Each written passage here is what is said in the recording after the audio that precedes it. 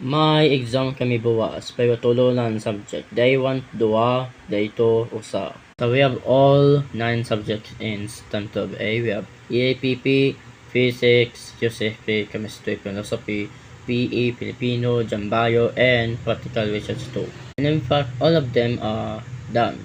No.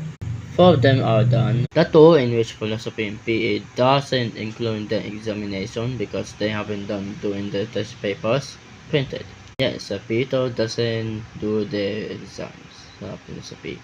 Natitira is EAPP, English Academic and Professional Purposes, UCSP, Understanding Culture, Society and Politics, and Practical Research 2. So for day 1, tomorrow we have in the afternoon EAPP and UCSP. The acronyms are so long. And finally, day 2, only practical research 2. Yeah, mauwi na kami after those 2 subjects tomorrow and day 2.